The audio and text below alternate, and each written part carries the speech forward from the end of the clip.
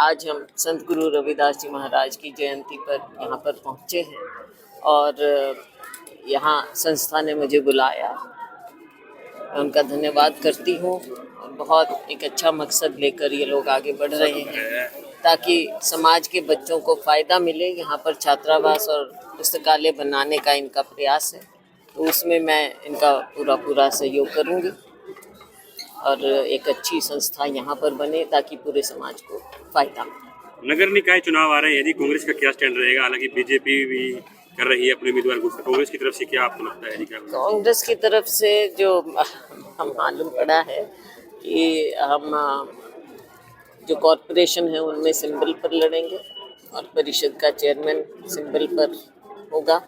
बाकी आपस में मिल बैठकर फैसला करें कैंडिडेट्स को कैसे कहाँ पर उतारें और उसी हिसाब से आगे बढ़ेंगे। हमारे वर्कर पूरी मेहनत करेंगे और हमारा पूरा प्रयास होगा कि हम हमारे अच्छे कैंडिडेट जीत कर आए। एक डाटा जारी किया है सरकार ने, एक महीने में 23,000 लोग अमीर हो गए। तो एक तरफ गाजिया भी 1,80,000 से आई, उनकी बढ़ गई अचानक एक महीने में। हरियाणा में 23,000 लोगों की राशन कट गया जी उनका। ये तो कमाल है कि हरियाणा का इतना सौभाग्य है कि सरकार बनते ही रातों रात लोग अमीर हो गए। तो हम यही कह रहे हैं कि डेटा पूरा निकालिए, सही निकालिए। और जैसे सोनिया जी ने भी संसद में कहा, अगर आप सेंसस ही नहीं करेंगे तो हमको असली आंकड़े ही नहीं मिलेंगे। आज पता ही नहीं है देश में क्या हो रहा है। सरकार कभी कोई आंकड़े निकाल देती है, कभी कोई निकाल देती है। ये पिक एंड चूज की बात नहीं चलनी चाहिए। चुनाव के समय बढ़ गए थे जी, अचानक से राशन मिलना शुरू हो गया और अब जैसे चुनाव खत्म है तो कट गया जी। अब देख लो आप इस सरकार की क्या कारनामे हैं। हम इसीलिए कहते हैं कि सही लोगों को सही सहायता मिले सरकार की पॉलिसीज़ के मुताबिक। इसके लिए आंकड़े होना बहुत ज़रूरी है और आंकड़े तभी आएंगे जब सेंसस होगा। 2011 के बाद आपने सेंसस नहीं किया है और आप बहुत बड़े क्लेम कर रहे हैं कि हमने ये कर दिया वो कर दिया। आपने सुना, माननीय प्रधानमंत्री जी को भी सुना, माननीय वित्त मंत्री जी को भी सुना, बजट देखा, लेकिन उससे असली पिक्चर सामने नहीं आ रही है। आप सब जानते हैं महंगाई बढ़ती जा रही है। जिक्र होता है फतेहाबाद का और फिर जिक्र हम बहुत साल से सुन रहे हैं और अब आगे आने वाले समय में रेल मंत्री जी से हम इसको फिर से टेकअप भी करेंगे कि केवल घोषणा ना रह जाए, आगे काम हो। मैं खुद मिलूंगी। अभी आपने पिछले कुछ दिनों में फतेहाबाद की अंडरपास वगैरह की मांगे भी उठाई हैं, थोड़ा सा उसके बारे में। ये सब मांगे हैं और आगे आने वाले टाइम में हम सभी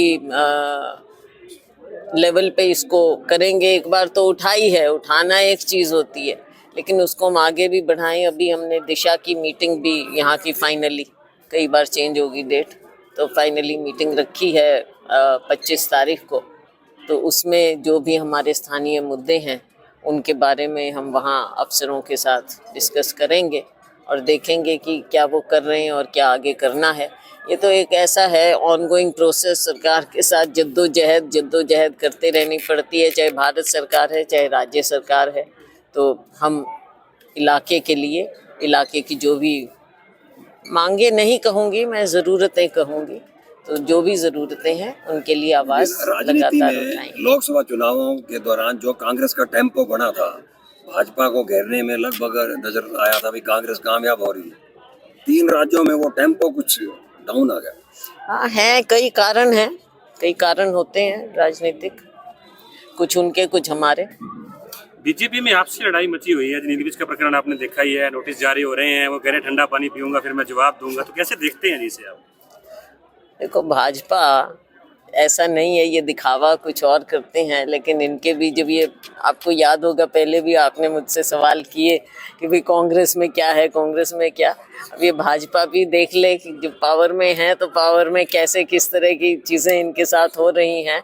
जब इनके खुद सीनियर नेता ही खुश नहीं हैं तो ये जनता को कैसे खुश कर पाएंगे।